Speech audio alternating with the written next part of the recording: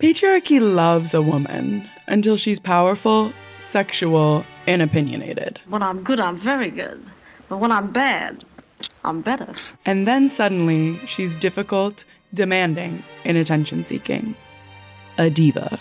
Funny business, a woman's career. The things you drop on your way up the ladder so you can move faster. But that word didn't start as an insult. Back in the 1800s, it meant goddess. So how did a title once used to revere women become an insult? While mainstream culture was busy tearing the diva down, the queer community was worshiping her. This is the story of how the term evolved and what it actually takes to earn it. Because these aren't just difficult women. They're bisexual icons, anti-Nazi spies, civil rights activists, and the women who built the blueprint for liberated female sexuality. So maybe being a diva is about being difficult. Ooh. What's going on, everybody? Welcome back to the Queer Collective podcast. I'm your host, Carbon. And I'm Emily. And welcome to the show. And this episode is sponsored by us and our Patreon. Link in the description down below.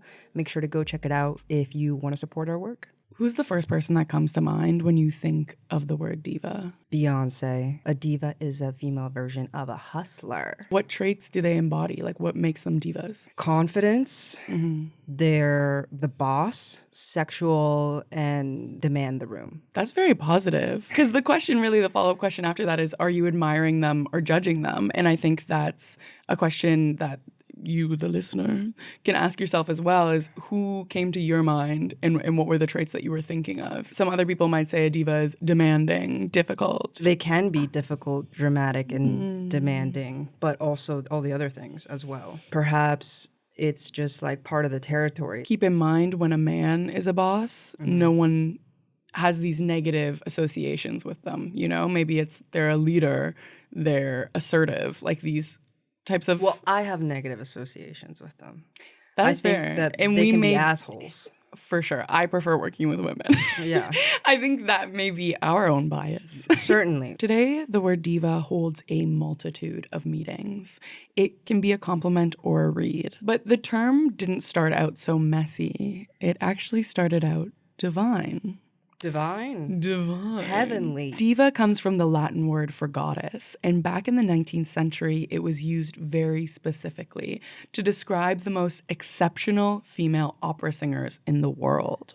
Divas were opera singers. Yep, that's the first diva. And goddesses? We're talking about women whose voices were so powerful, so otherworldly, that people genuinely experienced them as something beyond human. Composers created powerful roles for these talented singers, offering them extraordinary music and complex characters worthy of their creativity and ambition. The operas they starred in often told the stories of goddesses from classical mythology.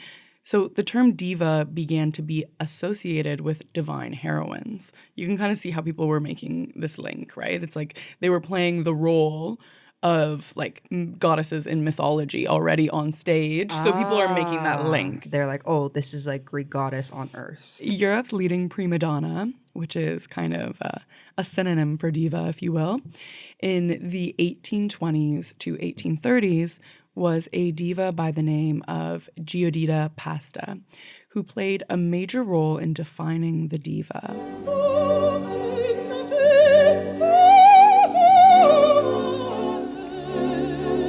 Where other opera singers focused on vocal perfection, Pasta brought a new layer of emotional depth that made audiences feel like they were watching a real person unravel, not just listening to beautiful singing. Composers created roles tailored to her, which was huge. Instead of singers fitting into roles, the art started to bend around the diva, around the opera singer, which is a core element to diva status, kind of being the gravitational center. You're the center of attention. You demand the room. You're the reason everyone's here. And it's all about you. Makes sense. Right? French writer and critic Théophile Gautier was among the first to describe the opera singer as a diva. For him, a diva's talent was divinely bestowed, transforming the woman into a goddess. And this is when things shift and the cult of the diva really begins, because now these women aren't just artists and performers.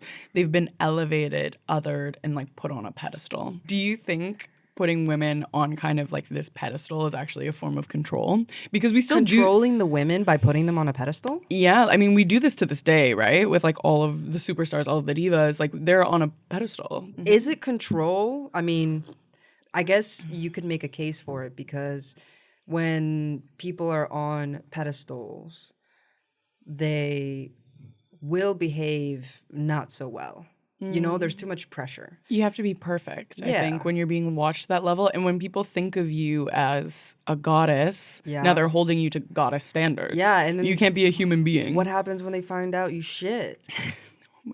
That's a bitch who when, shits. when they find out you have a butthole. Damn.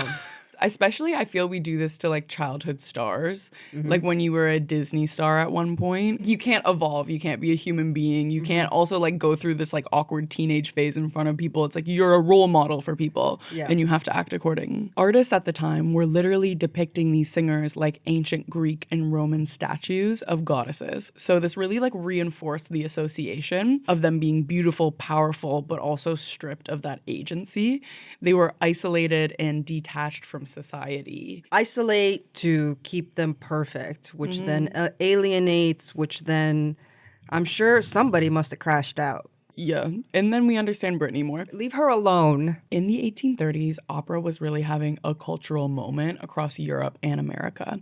And these leading women called divas, prima donnas, or first ladies weren't just performers, they were icons. They were really like the first example of celebrity culture. Fans were locked in, really. Like, along with celebrity culture is like tied to fan Locked culture, in. right? It's like the celebrity needs the fans to be a celebrity. By the mid 1800s, people were collecting these little photo cards. Wait, like K-pop cards? Exactly, yeah. Is this where it came from? Trading cards have such a long history, but they're very similar to Okay. the way people have like K-pop cards now, and like Okay. they'll have a whole binders of them. Yeah. At the time, though, they were called cartes devised. Legends like Adelina Patti, Jenny Lind. You remember Jenny Lind from The Greatest Showman? Jenny Lind. Yeah. I love her. She's a real person. At I this didn't know point. that Jenny Lind was based off a real person. Real person. Cool. And there's another woman, Sarah Bernhardt. So like these were kind of the main legends of the time. They used these cards to promote their repertoire. So they would appear in costumes in their characters from the opera, and devoted fans would like trade them, collect them, obsess over them. They were truly building the blueprint for modern fame. We love to obsess over people and just...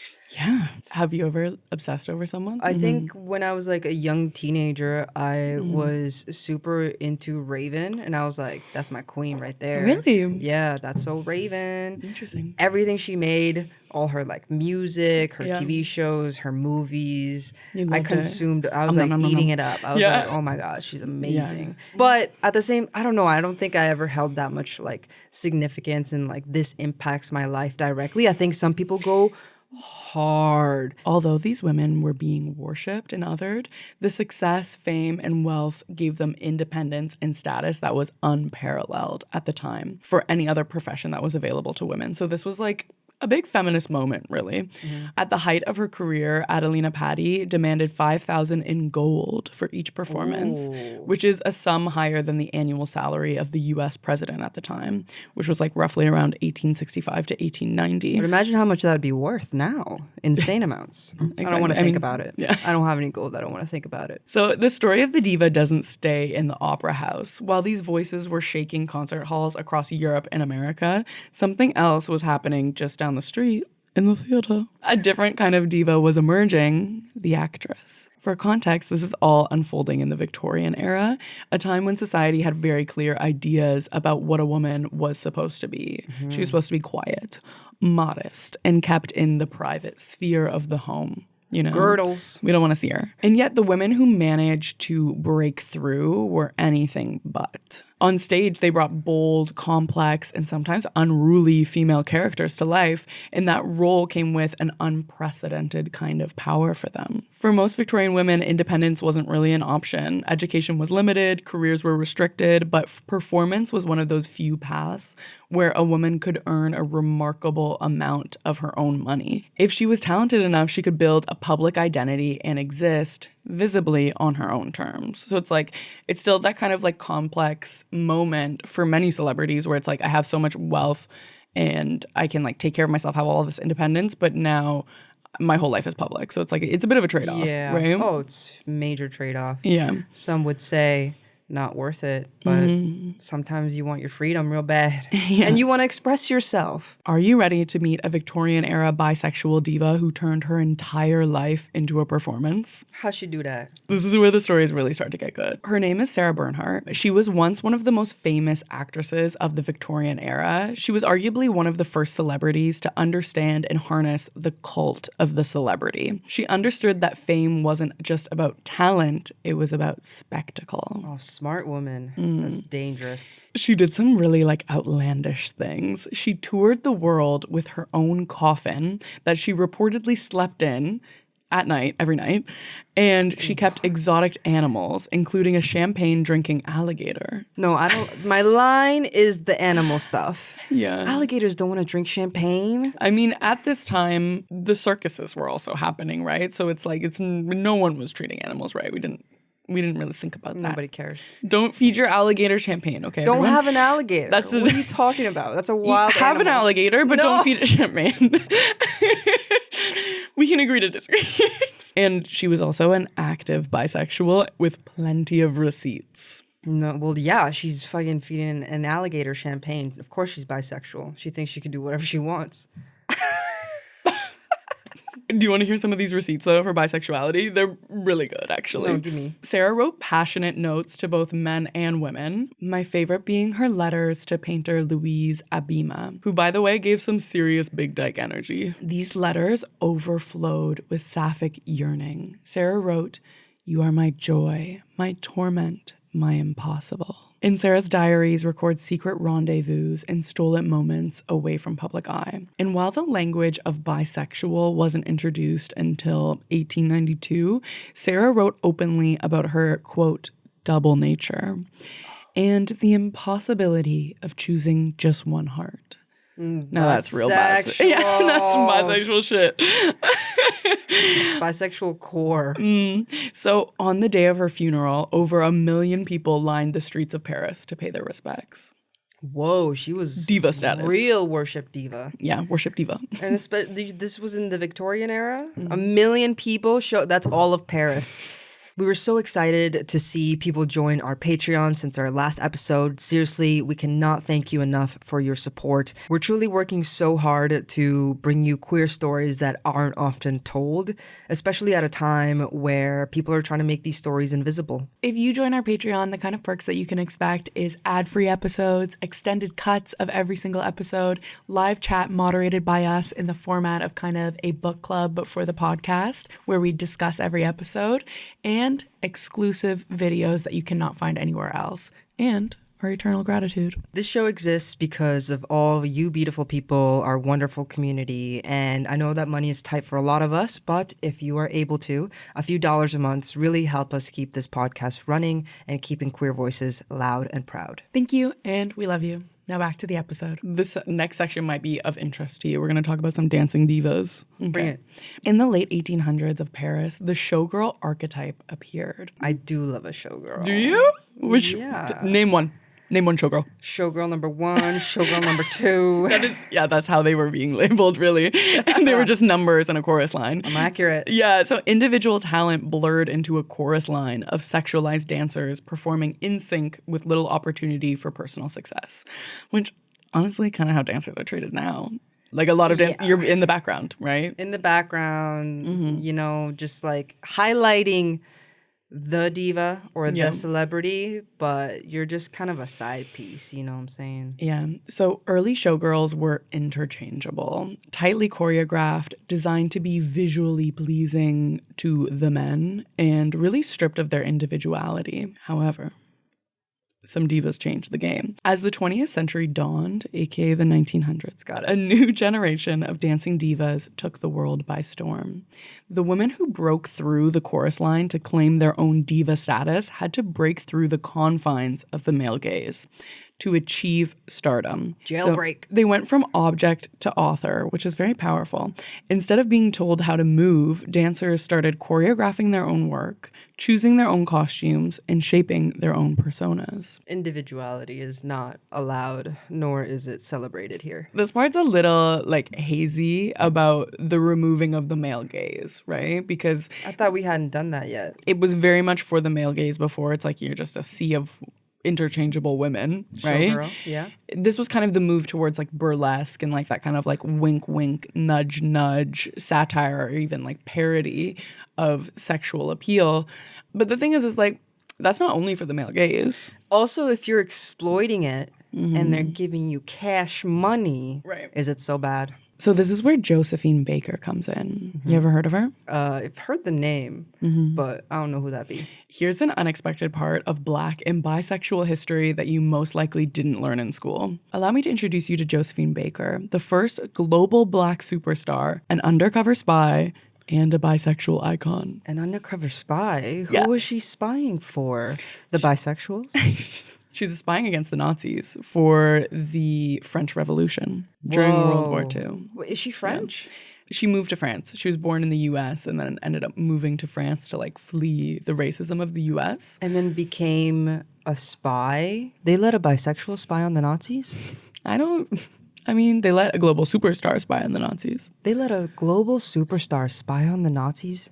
Oh, I them. think they, them, Nazis. They, thems. I think the superstar makes more sense though, because you're like this character that makes sense that you're in like all of these different types of rooms with all these different types of people because you're just like high status. Josephine first appeared on stage as a vaudeville dancer in New York, but then she decided to move to Paris in the 1920s to really find freedom from the racial prejudice that was happening in the US. And she took Paris by storm. Did she? Mm-hmm. How? It was fueled by Paris's like kind of a little problematic obsession with Black culture. It was like very exoticized, but Hold up. she was able to have a better life in Paris than she was in New York. I didn't know there was an obsession of Black culture in Paris at the time. Yeah, you're looking at new things. It's exciting, but it was like a little problematic. Anyway, she became the most famous performer in Paris and the first Black woman to star in a major motion picture. Unfortunately, the major motion picture was also problematic. Was it probably? What was it There's about? just like a lot of like racial things in it. It does not hold up today, but her performance was really great in it. Oh yeah? Yeah. Okay. And it made her very famous. In Paris, Josephine was freer to embrace her true self. This included her sexuality. She was rumored to have had relationships with both men and women, including renowned artist Frida Kahlo. Oh. Yeah. Another bisexual icon. Ada Bricktop Smith, and Colette. How did she get into spyhood? After World War II, Josephine's fans discovered their favorite performer had been an undercover spy for the French Revolution. So like once the war ended, it came out because she received Like honors or something? honors. Yeah, exactly. So then they found out. Okay, but when did she become a spy? This is when Nazi Germany took over France for a period of time. Okay. And then she joined the French Revolution I see. because she was like not down with the fascism. That's cool. Yeah. No, we like that. But pretended to be down with the fascism because... Exactly, so that she could spy. So She she'd could go spy. into like these fancy Nazi parties and she'd be mingling with Nazis, high-ranking officials and like getting their secrets basically and then giving them back to the French Revolution. I would love to be a fly on the wall. It would be very interesting for Like, sure. what were these Nazi parties like? I don't think they were a vibe.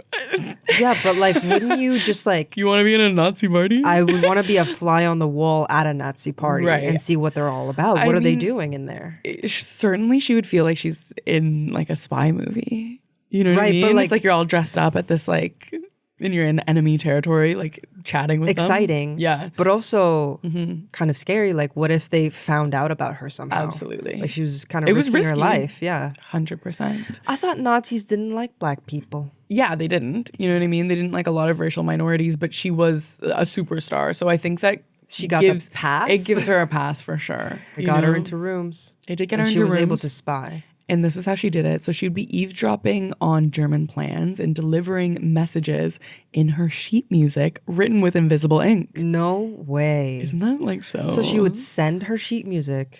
Okay, hold on. With Do invisible you ink. know more inner workings of this spy career? Like, was she living like with the Nazis? Was she like outwardly, publicly pro-Nazi, and then secretly like think giving French Revolution? She like, all of publicly these just things? like wasn't saying anything like that. Like she was just publicly going along with it, because during a war, when a country takes over territory in a nation, they kind of leave their army there to like control it. Yes. You know what I'm saying? Yeah, the way yeah. that like Russia does that in Ukraine Yeah, we is like gotta- they've taken over a piece of territory. Gotta hold down the authority. So that's what the Nazis were doing in France, right? So there was like an underground revolution happening at the time. I always picture it physically underground for some reason. Like Yeah. I imagine them in like the subway. Maybe in a basement, hiding somewhere. Yeah. Figuring out their plans. It'd be very risky for sure. All of Very them are risky. risking their lives to do this. Yeah. But it's kind of, I mean, like finding out after the war ends, it's kind of like us finding out right now that like Beyonce was undercover Secretly spying. Yeah. spying on Israel or something. Exactly. Yeah. Which you're like, whoa. It'd be kind of cool to find out. But yeah, we'll be careful with that one. We might have just like summoned the Illuminati conspiracy theories about Beyonce. I'm not saying nothing. Yeah. After the war, she was honored as a hero, but her fight for equality didn't end there. She refused to perform for segregated audiences and worked alongside Dr. Martin Luther King Jr. throughout her entire career. And she really channeled her power and popularity towards social and political issues. Again, how was she doing all this? She's in Paris, but she's working with Martin Luther King Jr. Is she sending him sheet music too? I mean, as like a pop star would, surely she would be like traveling around the world. Is she allowed to travel during the Nazi regime? I mean, that was only how She's long? black. How long was World War II? That was like 4 years. It was a- She had a longer career than that. Wait a minute. That didn't happen at the same time. No, that was later in her career. Yeah, I don't know why. For some reason, my Like it's all happening in this. Her whole life is in 4 years. stacked. You know, like everything everywhere all at once. yeah, my yeah. brain just stacked it all, Yeah, and it's that's all okay. one timeline. Yeah. So throughout Josephine's career, she did really play into racialized and exoticized and sexualized imagery that European audiences wanted to see. To be fair, this is kind of like how she got famous off of it. Is like she was playing into like the white gaze, if you will. The white gaze, like being Yeah. like a acceptable black. No, not that kind of white gaze. It was like this exoticized version of blackness. Like she was playing it up Okay. as like a caricature almost. Even though on stage she was doing some like problematic things, is like off stage she was using that fame for good, to challenge racism, to support civil rights, and literally spy on the Nazis. She gets a pass.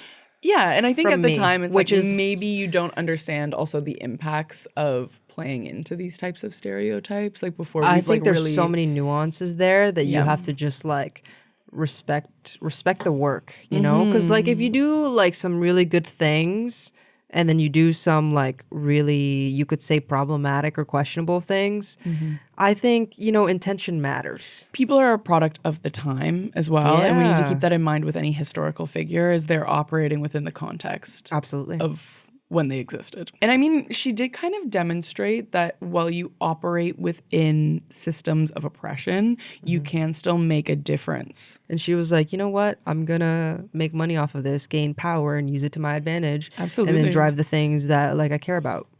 One thing I learned while doing my research is that the bisexual legacy may be being an anti-Nazi diva, because I have another person's story to tell you whose kind of story mirrors that of Josephine Baker. Do we low-key owe our lives to the bisexuals? One thing I'm seeing is bisexuals absolutely have privilege, right? A lot of the time you're Sure, straight yeah. passing. Yeah. And a lot of really iconic bisexuals throughout history have used their privilege for forces of good. I kind of feel like we should do an entire history of bisexuals. Yeah. We've never done that before. If you want an entire hidden mystery, history. Mystery history. Yeah. Bisexuals. Bisexuals. Drop a Let us comment, know. for Drop the sure. comments. It's getting really spicy. Marlene Dietrich was one of the first celebrities to openly challenge gender norms and sexuality in mainstream media. In her 1930 film Morocco, Marlene appeared in drag and made history by kissing another woman on screen in Hollywood's first lesbian kiss involving a lead character. No way. Yeah, this was something that was like totally unprecedented at the time. How did people react to that? Was that good or did we like it? I liked it. She was very controversial in the media, right? Like she was challenging gender norms and was doing sexuality very openly. This wasn't even like her biggest scandal, though. Oh, this is just like a little thing on the side, huh? It was a little thing on the side. Let me get into it. So she became very well known for blending masculinity and femininity, often wearing suits, ties, and traditionally male clothing in both her public and private life. Right? She can't do that. I mean, She's a woman.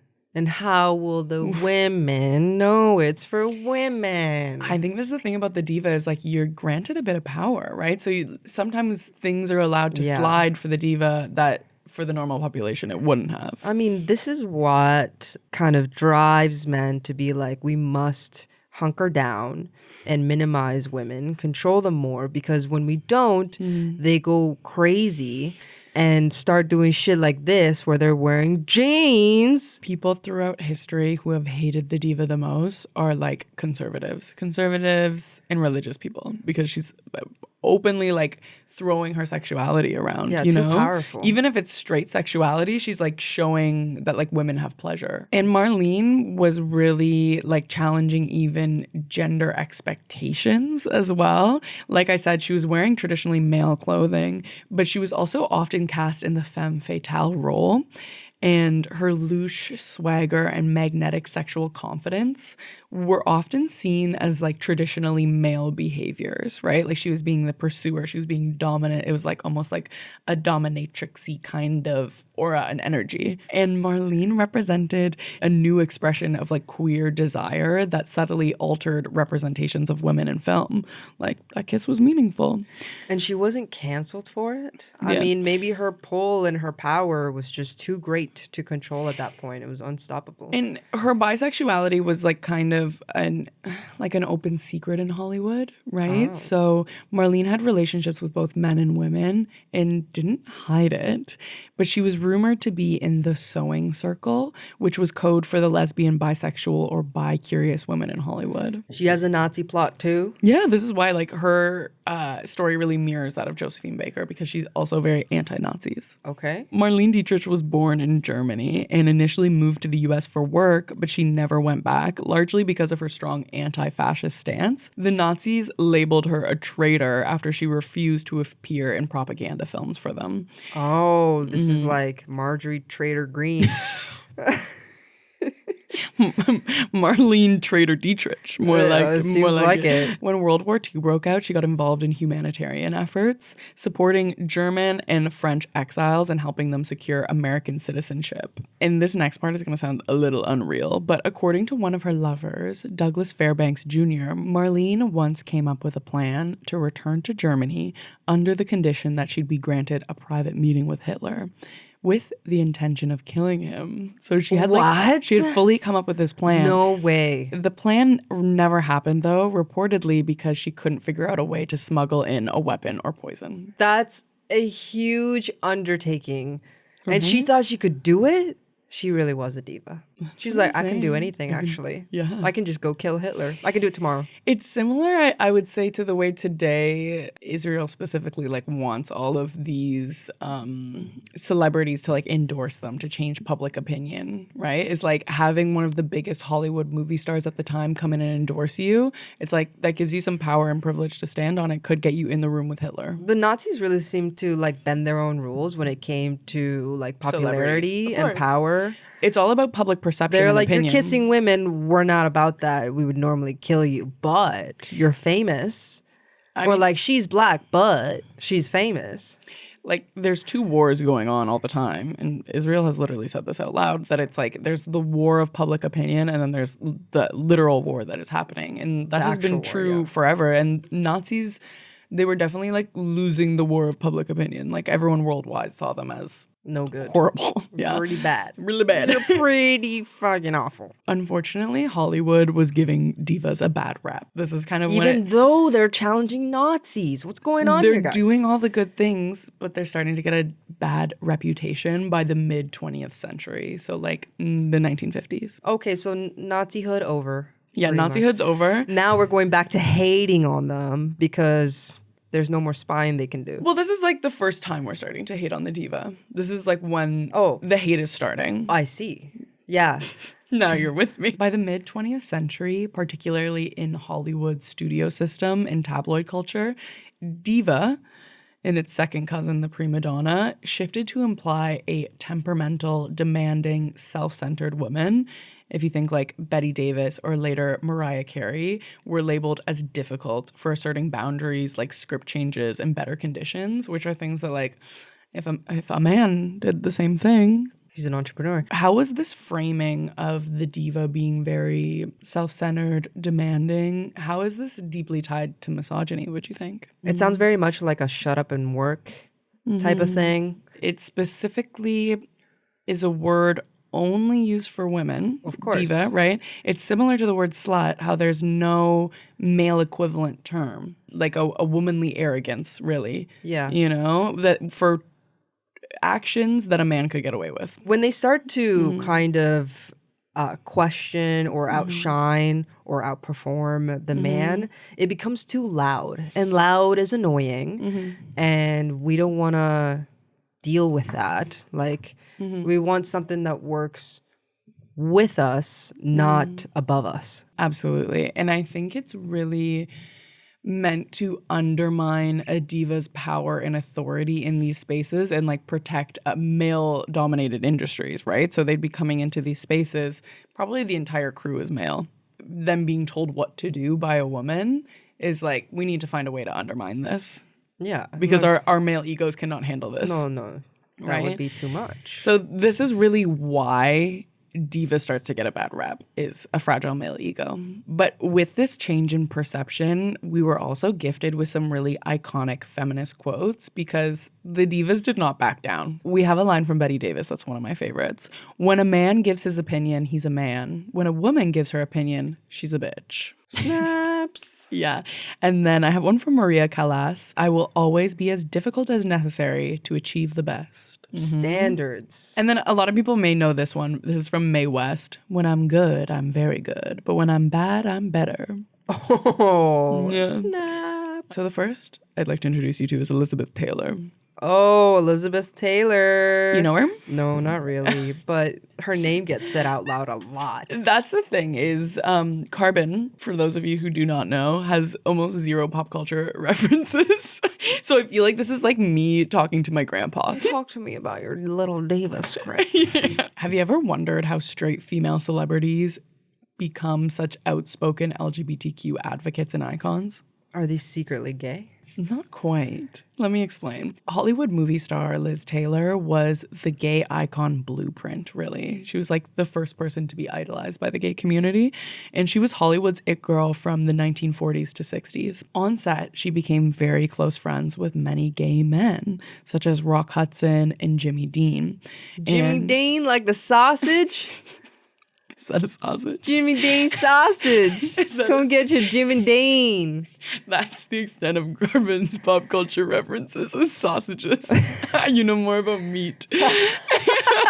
In an interview later in her life, in 1992 with Whoopi Goldberg, Liz explains how she came to understand the gay struggle. And she says, homophobia really cheeses me off because without homosexuals, there wouldn't be this town. Well, you know, we had to get over a lot of homophobia. Oh. We had to get over this whole idea that it was them and not us. Yeah. And you know what really cheesed me off was that homophobia, because without homosexuals, there wouldn't be this town. Ooh, go ahead, girl. This town being Hollywood. This is true, yeah. If you think about it, the arts, theater, production, gay. A lot of gay people. So these divas come to become very close friends with lots of gay men. They're like, hey, you run the industry that I love. I'm going to be And you're my hardcore friend. advocate. She, I like, And I understand your experience. Like, as you come to know anyone, really, any marginalized person, you Yeah. get to know what their life is like, and you become an advocate for them if you're a good person. ally. Ally. So Liz was an absolute diva with the media, understanding that all press was good press. She made a virtue of the tabloid's relentless interest in her extraordinary life of fame and fortune, including 8 marriages, and several brushes with death. 8 marriages. Yeah, honestly, a lot of the divas have been married many times. How old did she get to live? Ooh, I think old, because I don't know actually. 8 when her marriages decade- takes a lot of time. Unless you're unless like you're ripping through scanning 'em. through them, like quick skim. Fast forward to the 1980s. This is the AIDS crisis. And Liz Taylor becomes a huge advocate for HIV/AIDS relief long before it was socially acceptable to do so. Before AIDS became somewhat fashionable for a lot of other people to be associated with, you were in the forefront. You were there. I found out that Rock was sick. And I saw him. I saw him in the hospital. I saw him the day before he died. The town finally said, oh, one of our own has been stricken. And then Hollywood really got their shit together and has, I think, done an amazing job, more than any other industry. Well, most of that is thanks to you. So far from what you've heard, does the diva seem to be a narcissistic or difficult person? Yeah, for sure. Like, because you're like, oh, these are the socially acceptable things to do. Yeah, I'm not going to do any of that.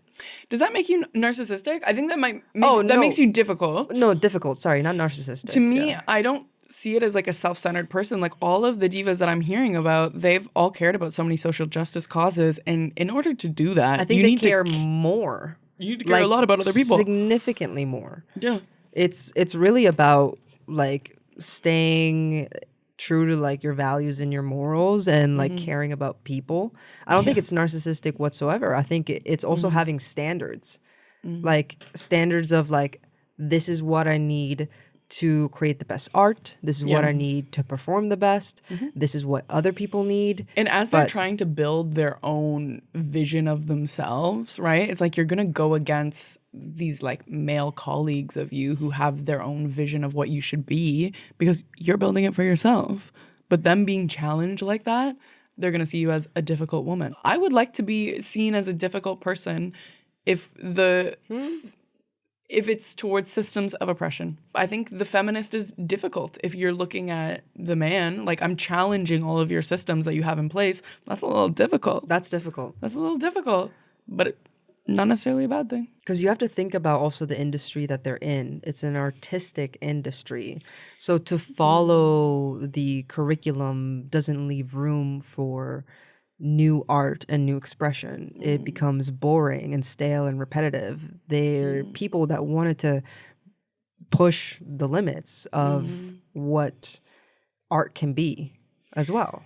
And is being a celebrity, I mean, you could say it's a little narcissistic. I mean, like, you are your own product. We created this. So it's like,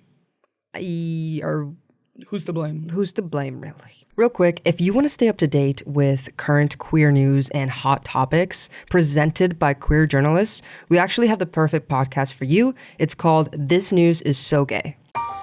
Hey, podcast listeners, I'm Ken Schneck, host of This News Is So Gay. This News Is So Gay is a weekly roundtable where LGBTQ+ journalists discuss issues at the forefront of national dialogue. We're covering hot-button queer news like healthcare and athletic bans for trans youth, defunding of federal HIV and AIDS programs, and general threats to queer public life. Think Meet the Press, but gayer. New episodes of This News Is So Gay drop every Wednesday morning. Find us on your favorite podcasting app. Are you ready to meet my favorite character that I'm going to introduce you throughout this whole episode? Your favorite? Yeah. Perhaps you've heard the phrase, "Are you a friend of Dorothy?" I think I heard that in A League of Their Own. Tax problems? Because we do tax solutions. My friend just came in here. What? Oh. Are you a friend of Dorothy? It was a secret code to help gay people in the 40s identify one another under harsh criminalization, right? So if you're going into like a speakeasy and underground queer bar, the bouncer's going to ask you. So it's like to weed out undercover police or homophobes. And maybe you've also heard someone refer to their chosen family or close friend as my good Judy. My good Judy. Have you ever heard this? I feel like not as much. The two terms are connected. So both terms originated as tributes to gay icon Judy Garland. Makes sense. But what's the connection between Judy Garland and the gay community? Oh, wait a minute. The photos have changed. We walk in the workroom, girl, and it is Judy. Category is Judy, the dame, the empress of the love of America. Judy Garland has replaced RuPaul, girl. Well, is she another one of those Elizabeth Taylor types where she's like a real advocate for the gay community? It didn't necessarily start that way, but she does have a lot of gay men in her life. So let me explain. The exact origin of the phrases is unknown, but most believe that it was either derived from the Wizard of Oz books or by Judy Garland's portrayal of Dorothy in the movie, right? Judy Garland played Dorothy in the original Wizard of Oz. And a friend of Dorothy, right? Wizard of Oz. So yeah. is it clocking? It's clocking It's to me clocking right too. now. Yeah. Standing on business. So in The Road to Oz, which is the sequel to The Wizard of Oz, it was only a novel. It wasn't ever turned into a movie. But readers are introduced to a character named Polychrome who exclaims, "You have some very queer friends, Dorothy." To which she replies, "Queerness doesn't matter so long as they're friends." Oh. Right? And then if you look closely in The Wizard of Oz, there's so many queer innuendos. There's one point where Dorothy is like standing in front of the scarecrow, choosing which direction to go, right? And initially the scarecrow's pointing one way and she turns around and he's pointing the other way and she says, "Wasn't he pointing the other way?" And the scarecrow talks to her and he says, "Of course people do go both ways." That way is a very nice way. Who said that? It's pleasant down that way, too. Wasn't he pointing the other way? Of course, people do go both ways. Ah. Yeah. Bisexuals. Now I feel like I have to watch The Wizard of Oz. In fact, if you look at a lot of films of this era, many of them were actually filled with a lot of queer innuendos, as many closeted gay men worked in Hollywood, like we were saying before. And these secret winks and nods were their discreet way of creating representation. That's so beautiful. Right? And a little sad. Yeah. But mostly beautiful. But kind of cool. Like it's like pretty cool. It's little nuggets of gay history. No, I actually really like that because now it's less so coded and more so like, boom, this person's gay. Absolutely. They're gay. But before it was like little things that you have to decipher. At a time, too, when there's no representation and say you're like a closeted queer person, if you hear that little nugget in a film, it's something very special to you that you're going to hold on to. The fact that they made it like a whole saying in speakeasies and used it as like the entire code of like what gets you in and what weeds other people out is so significant. Back to The Wizard of Oz, because there's a little more. During a time when there was no direct LGBTQ representation, Dorothy's journey was one that a lot of queer people could also relate to. If you think about it, like someone coming from a small town in black and white, and then she goes on a journey with a very like queer, diverse group of outcasted friends to this Technicolor city. Yeah, the rainbow. That's a very queer story. Watching this movie, like being in my time frame, in my age category, like it wasn't clocking. I wasn't clocking to me, and I wasn't standing on business because I didn't know. Well, you didn't need it as much either. I didn't need to, but like now I'm like newfound appreciation, and it's stuff that people held so sacred. Like that's so important to know. Judy's version of Over the Rainbow, which is in The Wizard of Oz, became an LGBTQ anthem and led to the adoption of the rainbow pride flag. That's where the pride flag comes from? Wizard of Oz, Judy Garland basically She's mother. She's mother. Yeah. She started gaydom.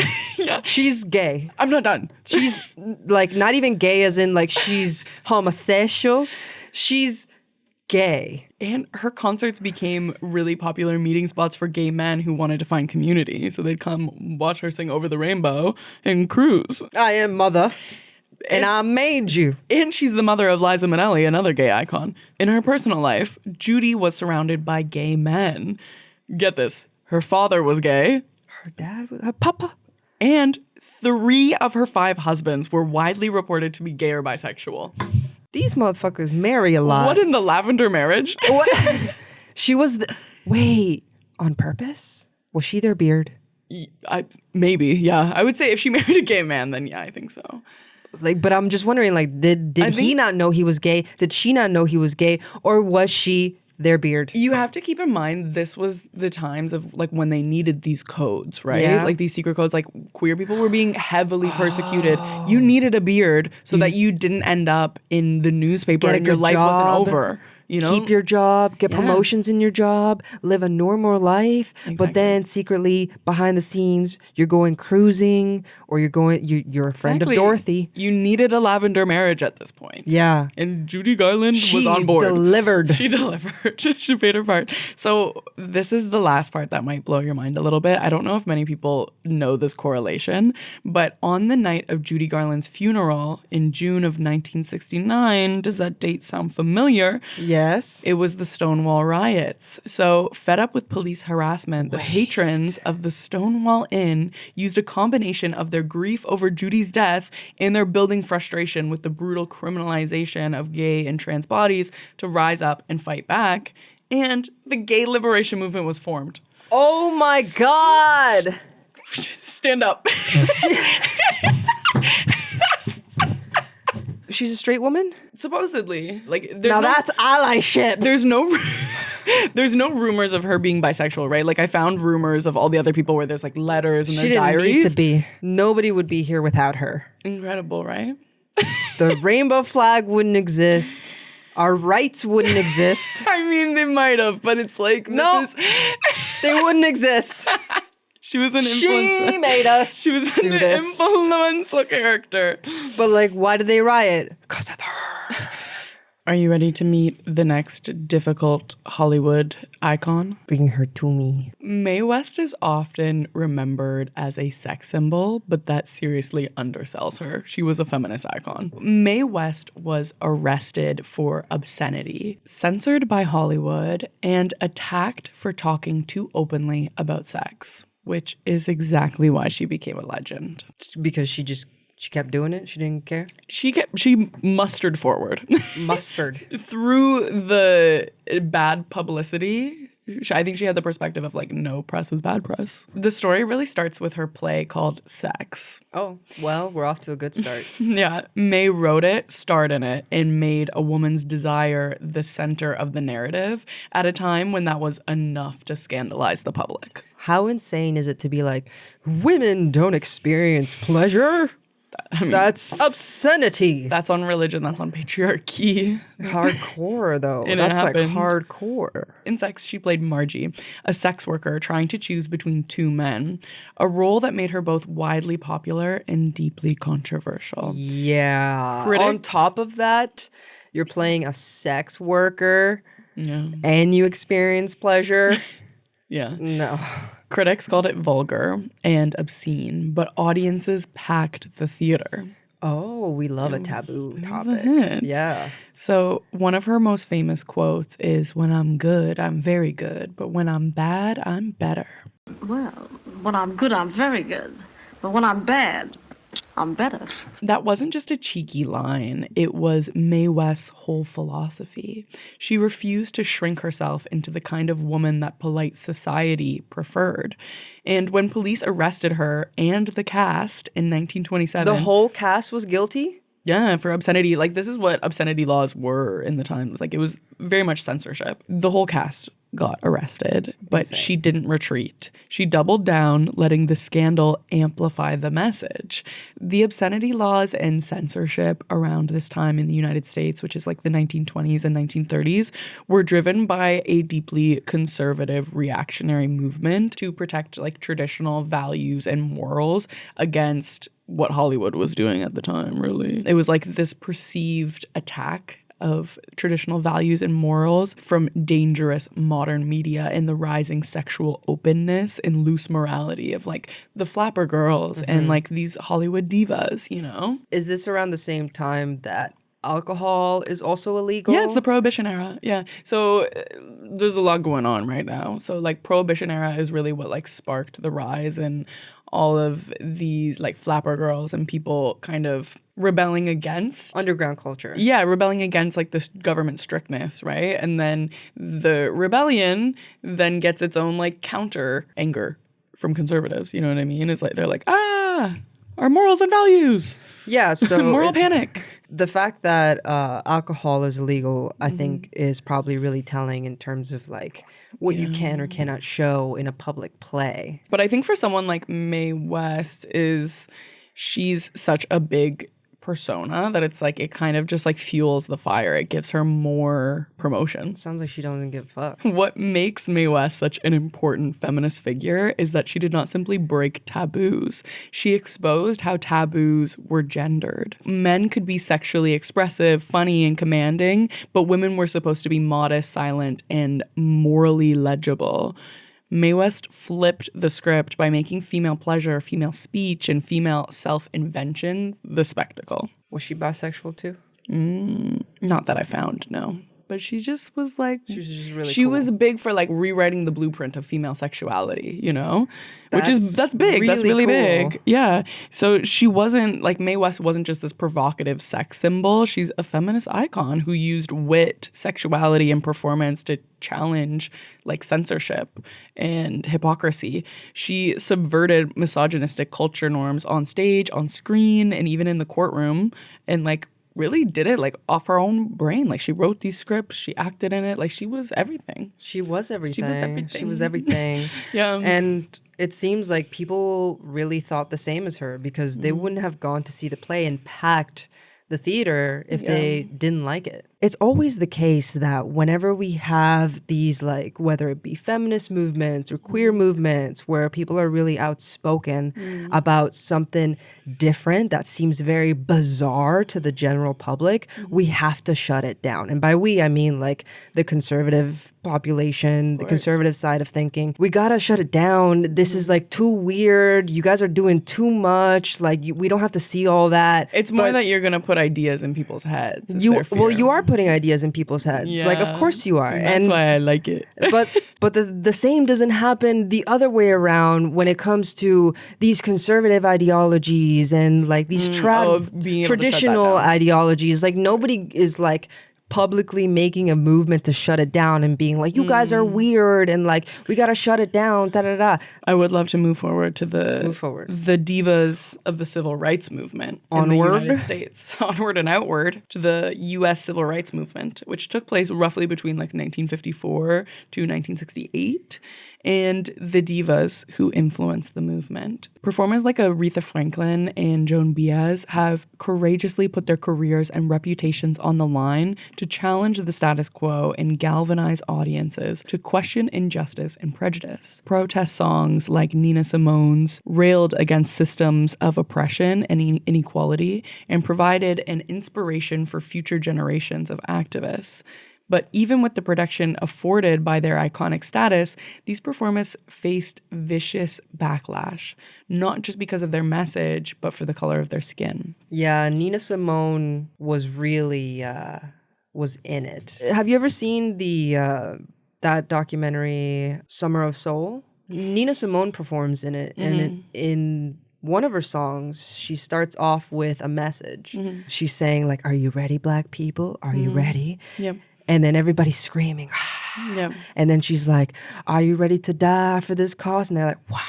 Yeah. And she's like, "Are you ready to kill if necessary?" Right. And she meant it. Yeah. She wasn't being like, figurative. She really meant like, if we have to kill people for this, they were being killed, but they were being killed. They were being lynched. They were being arrested. They were like, it was life or death for many Black people. That's what it was. I mean, a lot of her point is that you need to fight back against things, you know, in order to like make a difference. And that was a stance that a lot of people in the civil rights movement had. Most people know Nina Simone for her unmistakable voice, but what made her extraordinary is that she never separated art from justice. An artist's duty, as far as I'm concerned, is to reflect the times. We will shape and mold this country, or it will not be molded and shaped at all anymore. From the beginning, her life was shaped by racism, exclusion, and refusal. But since childhood, Nina always spoke truth to power and refused to go along with systems of oppression that she knew to be wrong. At the age of 12, in the 1940s Jim Crow South, Nina refused to perform at a piano recital when her parents were moved to the back of the room in a segregated space. And this boldness carried through her career. As the civil rights movement intensified, Nina's work became political. Her songs like Mississippi Goddamn, Backlash Blues, and To Be Young, Gifted, and Black didn't just reflect the movement, they fueled it. Her activism didn't come without consequence. Aligning herself with the U.S. civil rights movement alienated some of her white fan base, and in the South, some of her songs were banned, boycotted, records were destroyed, labels withdrew their support, and concert promoters and venues started to doubt her appeal. Yeah. This did really impact her career, but she was committed to the cause, performing at pivotal events like this Freedom Rally and the Selma to Montgomery March in 1965. Nina Simone risked her entire career to stay aligned with her morals and face consequences of speaking out against white supremacy. This is one of the stories that makes me sad because although I completely respect everything that she did, it makes me sad that it was so detrimental to her career, which was her gift and her expression and how she mobilized people, and that she was, maybe perhaps for a lack of a better word, stubborn in the way that she approached it. When you were talking about Josephine Baker being a Black Nazi spy. Yeah. She leveraged like certain privileges. Leveraged her position, like gain traction to achieve her goals. And she was able to mobilize a lot of people and do some like really incredible work. Yeah. It's sad that the way that Nina Simone was too intense for a lot of people, like her intensity and her passion for it also became like her detriment. You have people like this in every single movement, right? People see different ways to protest and different paths forward. There's always disagreements in how a movement should be operated. You're putting your life and livelihood on the line, and I think it's really sick for somebody to have that strong of a sense of like morality and justice. I think the part that makes me the saddest is like such a monumental, influential, incredible person. It seems to me like she never got rest. You know, like she was always fighting. I'm simply tired of not getting paid for it.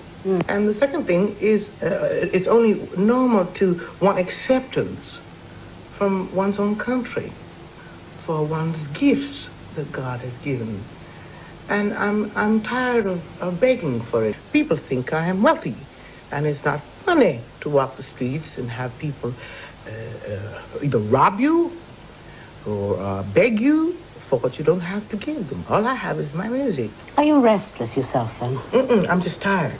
And yet you seem so powerful and so full of energy and so full of song and so full of music. It's hard to hear you say that. I have enormous will. I live on my will. Would you specifically risk your career to stand on your morals if you knew that it was going to cost you everything? Here's the thing. There's people that would say, like, in theory, I would risk my life for this. But there's not a lot of people that would actually do it. Would actually do it when the time came. Yeah. Like that mean it and would stick to it. Myself included, like I don't know what my answer would be. So most people know Aretha Franklin as the Queen of Soul, but what made her extraordinary is that just like Nina Simone, she never separated artistry from activism. As a teenager, Aretha was already surrounded by the movement. She toured with her father, Reverend C.L. Franklin, and performed alongside Dr. Martin Luther King Jr., absorbing the moral urgency of the era long before she became a global icon. That activism carried through her career. In 1967, she transformed Respect from a male-written breakup song into a thunderous anthem of power, dignity, and self-determination. She made that song about her father, who was very abusive. She just wanted some respect. It's like, I'm making all this money for you. Yeah. I'm so successful, and you still treat me like garbage. Yeah. I think a lot of people ended up relating to it on different levels, of course. Yeah. But it's like that was her truth. Yeah. And And what had once been a plea became a demand for recognition, for self-autonomy, for humanity. In 1970, when Angela Davis was arrested, Aretha publicly offered to pay her bail, declaring that Black people would be free and that you had to disturb the peace when you couldn't get any peace, which I think is key, and that also kind of ties back into Nina Simone, right? And this idea of being a disruptive force. Like you can't be... The idea Not of like nice. being a good victim. That's not how you make change. Yeah, these two examples are perfect examples of like, I don't want to play nice anymore. Like I'm sick and tired of this. It's not going to get me anywhere. Yeah. Yeah, clearly. So it was a bold political statement from one of the most famous women in the world. Aretha Franklin risked controversy to stay aligned with her morals, and she understood that fame meant nothing if it wasn't used for something bigger than herself. I was watching this episode of Fox and Friends. Okay. As one does. As research for this episode, because they were talking about how celebrities shouldn't be political, right? And I think we get that discussion and that discourse happening a lot is like, should celebrities have a say in politics? You know? And I think human beings are political and they're humans and they shouldn't get a say in politics. It's like what Nina Simone was saying. It's like art reflects the times. Yep. And her art reflected the times. It was charged emotionally, politically. One of the takes on this like Fox and Friends interview was actually positive. It was this Black woman who said, well, during the civil rights movement, so a lot of celebrities used their voice as to propel change, and that was really critical. And then one of the white hosts responded back. She was like, well, yeah, that was an important time and they needed to do that, but now you don't need to do that anymore. And it's like, Diva. There's always injustice happening. What do you mean now isn't an important time anymore? Yeah, well... I'm sure they maybe also thought that then. Surely. And wild take. To think something like, shut up and sing. Oof. It's just like, well... Dehumanizing. It's not just that. It's if they were quiet and not political, there's nothing to sing about. You don't reach icon diva status by standing for nothing. You don't get remembered for generations to come by having nothing to say. By just standing in the middle and making everyone happy. Like there's it's not... plenty of artists. Like we think back to when we think about the old times. We're like, oh my God, music used to be so good. Or at least I think that a lot of the times I'm like, music used to be so good. It had so much soul. It had this. It had a message. Da, da, da. But that's really only because the music that we listened to that withstood the test of time is the political music that stood for something. All the cookie cutter stuff, I'm sure it existed back then, but it didn't like stand the test of time because it has nothing to say. Exactly. And I think in order to reach this diva status, you need to be able to withstand that level of hate and keep your eye focused on like yourself and your own vision and your own mission. Now we're going to jump into second wave feminism, challenging gender roles, and even rejecting the diva label. Is Dolly Parton a diva? I don't know. She's so proper and good. No, she's not. She has a larger-than-life, sparkly personality, huge hair, and she's very political and outspoken. I stand corrected. Yeah, but she would prefer that we didn't call her a diva. It's because of the misconceptions of like what it means to be a diva. In that old Hollywood era of the 1950s, the diva label started to get skewed into something bad, and while the women of that era were claiming it, Dolly Parton was like, I'm a working girl. I don't make people bend over backwards, and I don't like that in people. I'm definitely no diva. So she did not like the diva label, right? The term diva originally referred to female opera singers, with its etymology coming from the Latin word meaning goddess. Calling someone a diva compared them to larger-than-life Greek mythological goddesses, but over time, the term has taken on a negative connotation. The word diva can make you think of someone spoiled, selfish, egotistical, dramatic, and difficult, right? But why did this change happen? While the original Hollywood divas of the 1920s and 30s, like Mae West and Bette Davis, embraced the term, acknowledging the double standard that, quote, when a man gives his opinion, he's a man. When a woman gives her opinion, she's a bitch. She's a woman. That's from Bette Davis. Some second-wave feminist stars like Dolly Parton and Barbra Streisand rejected the term. It is telling that much like the word slut, there is no equally powerful corresponding masculine term. However, in 2008, Beyoncé helped with the second rebranding of the term diva with her album I Am Sasha Fierce, as she sang the words, "Diva is a female version of a hustler." That's right. This was a huge cultural turning point for the perception of the diva. It became like a woman leader, something powerful, something positive. Yeah, like when she said, "I'm not bossy, I'm a boss." I'm not bossy. I'm the boss. And that is really important. And that honestly was like a huge rebranding moment. And in this episode, we've seen through our exploration of different divas throughout history that many have put their reputations on the line to fight for women's rights, to fight for civil rights, to fight for gay liberation. And in my opinion, there's nothing selfish about that. Agreed. Madonna made a surprise appearance during Sabrina Carpenter's headlining set at Coachella this year, and many are interpreting this moment as a symbolic passing of the pop torch moment. Since the release of Sabrina's Short and Sweet album, she's been making headlines for her sex-positive performances, slutty innuendos, and how she showcases queer culture through her visuals. But is she our generation's Madonna? Oh, that seems...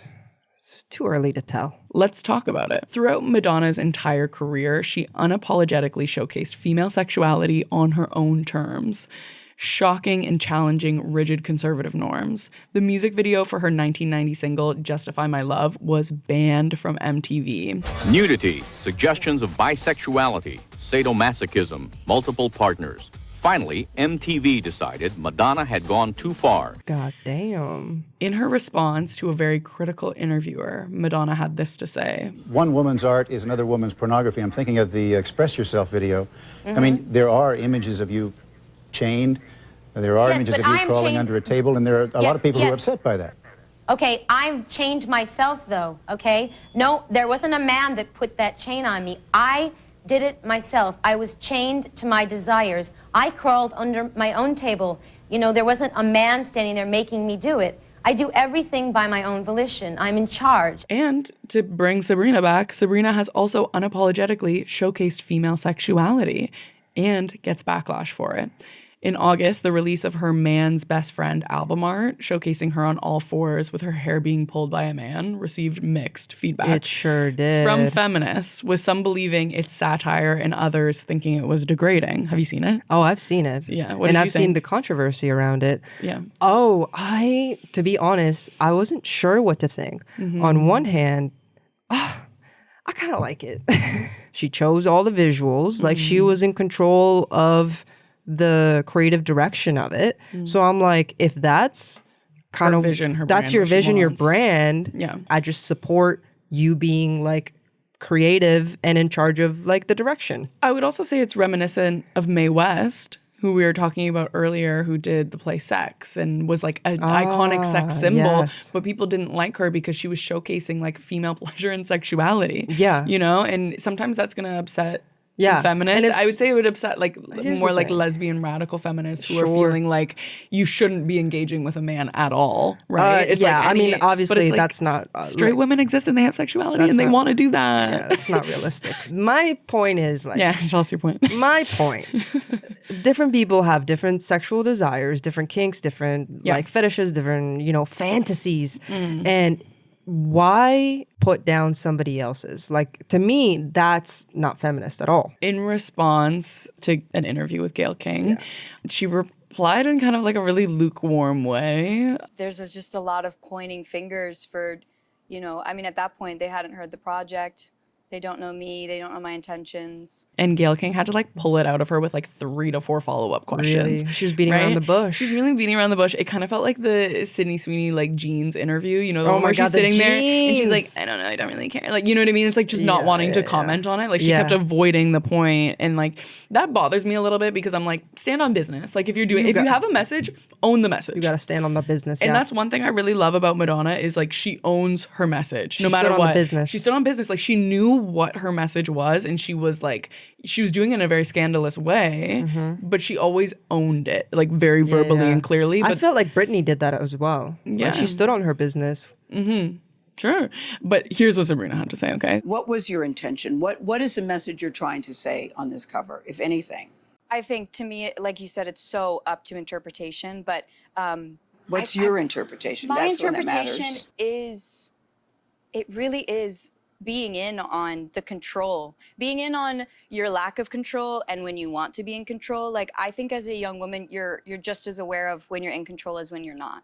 And I think some of those are choices. And I think for me, this whole album was about the humanity of allowing yourself to make those mistakes, knowing when you're, you know, putting yourself in a situation that will probably end up poorly, but it's going to teach you something. And I think just looking at that and being able to laugh at yourself, laugh at the other person, laugh at the relationships, and not take it all too seriously was the goal. And also the idea of knowing when you're not in control, you're still in control, if that makes sense. Because one of the comments was, it can't be all three. Some people you say. read all the comments. Yeah. Interesting.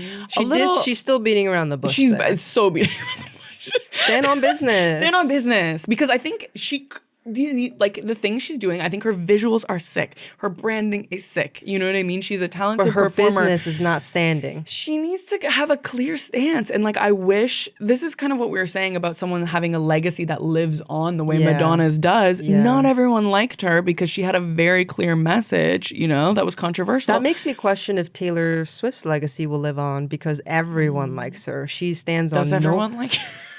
Well, a lot of people don't like her, but like generally, a lot of people like her. But she don't to me, stand on she business. don't stand on any business. No. I think this is actually an epidemic of modern day pop stars. None of them are standing on business. No like business they to used stand to. on. If we like looking at the history, I'm like, they used to really stand on business. No one's again, saying is that. this just like recency bias? Because like the people that we look back to are the people that made it in terms of right. because they stood on business.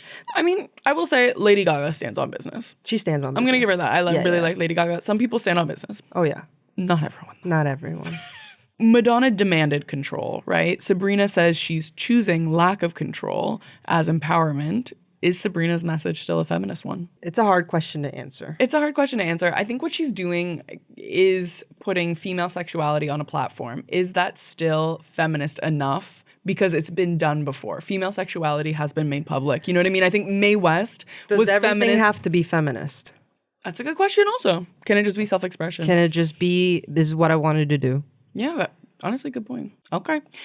So Madonna has also had her imperfect moments. Take her infamous 2003 VMA kiss with Britney Spears and Christina Aguilera. Oh, yeah, that was iconic. While it was in Madonna's classic sexually rebellious nature, the camera cutting to Justin Timberlake's reaction framed bisexuality and woman-loving woman intimacy as something for the male gaze. Right. However, I will say that's kind of on the VMAs, not necessarily on Madonna, but like Yeah. I feel like her kissing Britney, who's like Britney is like a straight woman. Madonna has come out and say she's like bisexual. I think Christina Aguilera said she's fluid, but kissing a straight woman on camera feels like it's like it's I don't know. Maybe she just really liked the way that Britney was looking and she was like, hey, I want to give you a little smoochy smooch. Yeah. Lesbians kiss, make out with, have sex with straight girls all the time. Good point. I think that moment did play into a lot of like female bisexuality being framed as it's like for male attention, for the male gaze, you know? It's like Well, the thing is, like, a woman breathes and she gets like male attention. Like, we can't just frame that's this fair. always as that, you know? That's fair. Maybe she just really wanted to do it because she thought Britney was hot, and then Justin also thought it was hot, and that's not her fault. Yeah. I don't know, man. So, since the beginning of her career, Madonna has openly aligned herself with the queer community, highlighting queer culture in her work and advocating for gay liberation. People do have the right to say what they want to say. It's unfortunate that there aren't more outspoken people on gay rights, you know, that are in powerful positions. She challenged the stigma surrounding HIV/AIDS, using her public platform to fundraise and educate. Madonna included an AIDS fact sheet in her 1989 album, Like a Prayer, and would go to hospitals and embrace men dying of AIDS to help reduce the stigma. That's huge. It's pretty dope. When it was called like GRID, gay disease. Where it everyone's, was like if you freaking just out. touch them, you got AIDS. People were freaking out. Yeah. Yeah. Let's compare again to Sabrina. So in Sabrina's 2025 VMA performance, she showcased members of the queer community who came on stage holding protest posters in support of trans rights. Yeah. And has chosen the Transgender Law Center as a beneficiary for her Short and Sweet tour.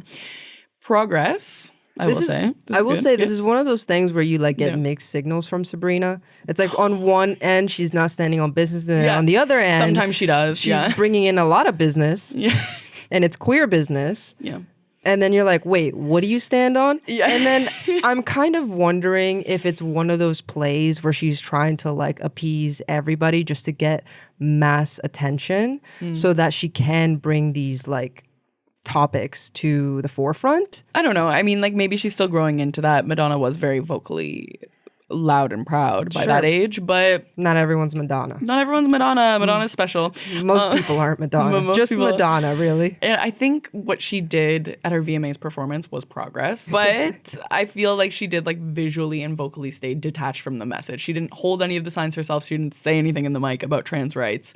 And I don't know, she kind of let queer folks like showcase their message. She gave them a space to do that, but she never owned the message. This is a theme of Sabrina never owning and knowing her message. Like she's like constantly soft launching, I guess. Yes. Madonna is also considered an imperfect ally. Her 1990 hit Vogue brought the underground ballroom culture created by Black and Latin queer folks to the mainstream. Yes, honey. While this brought major opportunities for some people in the community, that visibility also came with criticism about appropriation and unequal credit. A lot of people started to think like Madonna created Vogue. Right? That was kind of the result of it. Even though she was showcasing like Black and Latin people from ballroom culture in it, and like lots of people in the ballroom community did get some opportunities out of it. It's like, I mean, she was a white woman who was perceived as straight at the time, even though she is bisexual. And she like repackaged marginalized creativity kind of as her own a little bit. And it's a little questionable. Did she, or did she like work with She it? repackaged it for mass consumption, but she did work with people in the community. Yeah, well, that's my point. Like sometimes you got to be like, hey, what are you guys doing over there? That's so dope. I want to showcase it over here, but we got to like, we got to intro them into it. Let's intro them into it. And then, you know, like, that's, honestly, no hate. If you want to learn more about this, I would say check out the show Pose. They do a really good job at like a historical representation of like this exact era, and they show the Vogue moment, really. Yeah. Today's pop girlies clearly play it a lot safer, but Madonna's brand was never safe, and she's always owned and knew her message. She's political. Power to the people is in our reach. Don't just sit there, let's get to it. Speak your mind, there's nothing to it. Vote! And if you don't vote, you're going to get a spanking. I love that. It's a fucking vibe. But it would encourage me not to vote. Why? Because you want a spanking. Yeah. So she's a feminist and an LGBTQ advocate. I kind of fucks with her more now. Absolutely. Do you think Sabrina is the new Madonna? Oh, no. Sabrina kind of just started her music career specifically. Like I know she's been like in the works for many, many years, but in terms of like mainstream, she just started.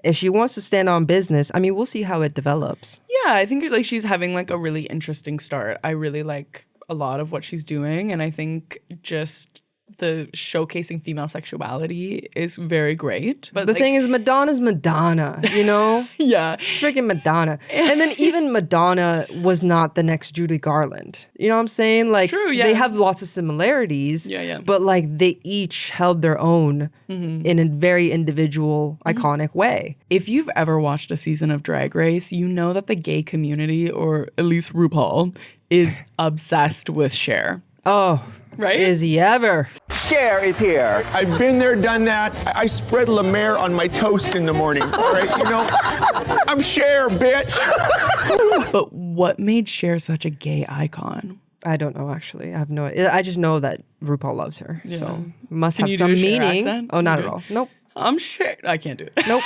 Even try. You know those. You immediately gave up.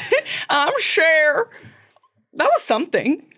I'm Cher, bitch. You just need to try.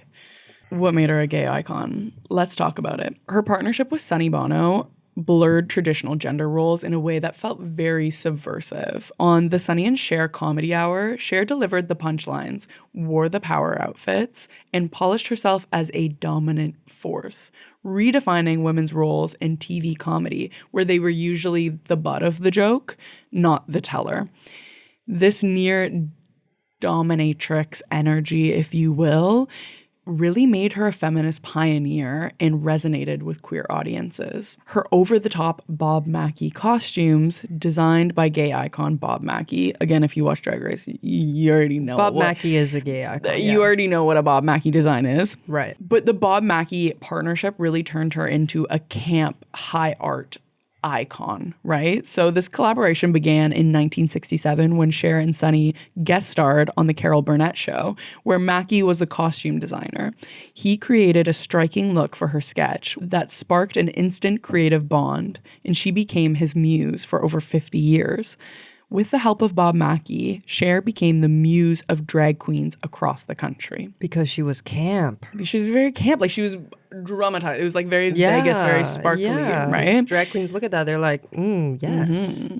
And in 1979, when queer culture was still very underground, Cher was already amplifying it. If you look closely at her 70s Vegas era, it's packed with queer energy. She brought drag queens on stage in 1979, long before mainstream culture embraced them, giving queer performers a spotlight on one of the biggest stages in the world.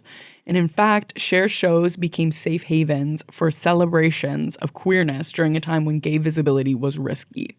And her elaborate glamour offered escapism and empowerment for people who loved and wanted to express their own femininity. I mean, that's why a lot of gay men love the diva, is they like see it as this like characterized caricature of femininity, like this huge larger than life version. It's like oftentimes when you're told to be pushing it past its boundaries, past the limits, it's everything that you ever dreamed it would be in a person. And you've been forced for your whole life to fit into like masculine gender roles for a lot of the time, and you've had your femininity like shoved down probably by your dad, by your like classmates, by people who don't want to see your femininity. So seeing it celebrated is a beautiful thing for a gay man. Cher's personal life deepened the bond as well, similar to Judy Garland.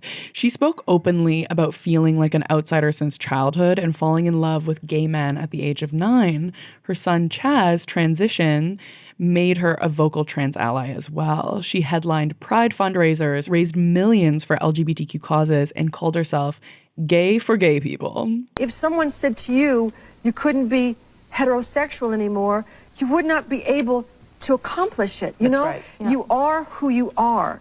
It's the easiest thing in the world to not be gay. So who in the world would choose it? So you're going to have to go through all this stuff that's going to be hard. You're going to be kept out of places. People are going to hate you for no reason. They don't even know you. So who would choose that as a lifestyle? But if that's who you are, if that's what you feel, how can we persecute people for being who they are? God damn, Cher.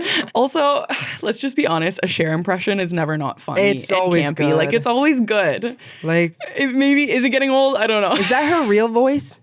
You know how like Michael Jackson had a separate voice that wasn't his real voice that he always spoke with to the public? I don't have the answer to that, but now you know why she's a gay icon at least. We've spoken about the origins of the diva. We've spoken about the transition, the rebrand of the diva to something negative, and then the divas re-owning it and bringing it back to something powerful. But the last part that we're going to talk about is how the diva has transitioned into a gender-neutral term.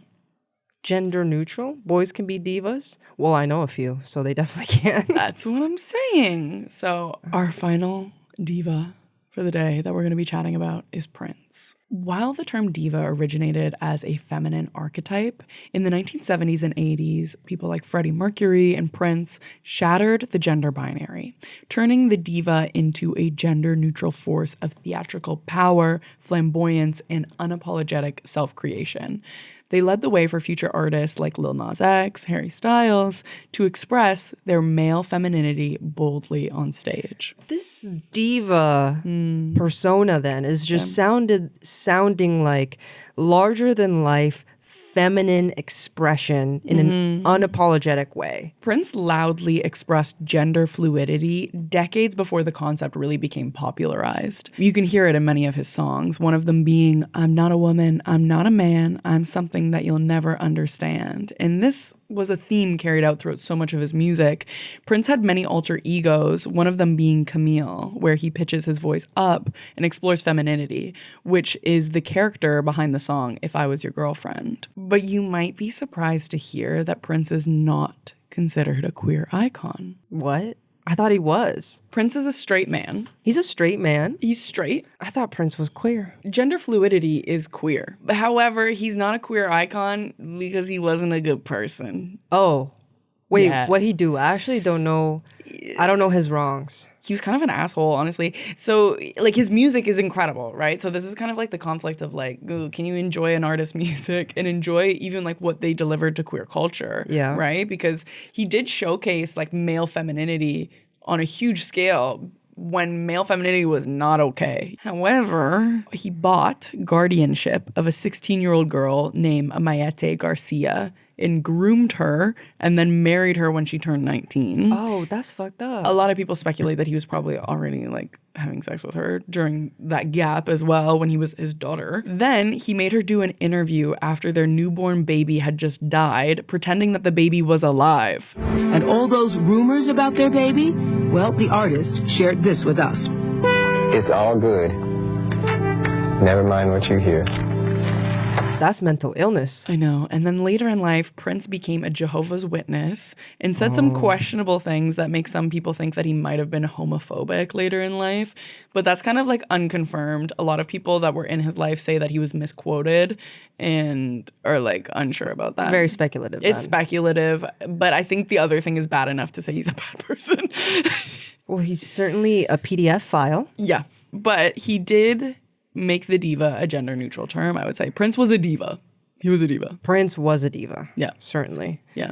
Prince was a PDF file as well. Yeah. After everything we've talked about, what do you think it means to be a diva? Not a PDF file. Throw some respect on the name. On the name diva. Don't PDF file the name diva. This is what I think. I think being a diva means knowing who you are, standing on business, not letting anyone else change your mind, and like being headstrong of you and your own vision. I agree. Yeah. I would say you gotta stand on some business. Yeah. All the other divas combined, I will say, they know who the F they are. Yeah. That's what it okay. means to be a Every other diva. example that you gave me, I really liked. Yeah. That last bit, we can forget about that. That last bit is a bad place to end it, but we're gonna end it here. We're gonna do that. Yeah. Sorry. Let us know what you think it means to be a diva. And who your favorite diva was that we spoke about today. I would love to know which story was everyone's favorite. Are there big significant divas that we might have missed? Comment them below. We already recorded for too long and Carbon wanted me to cut out more, so sorry if I missed your diva. So that's everything that we have for you today. And if you want to dive deeper into the feminist discussion, we have an episode called Why Women Are Leaving and Men Don't See It. If you like what we do and you want to support the channel, we have a Patreon and it'll be linked in the description down below. Make sure to like and subscribe. And if you're listening on your favorite podcast app, make sure to leave us a 5-star review because it really does help the channel out. That's everything that we got. And until next time, peace.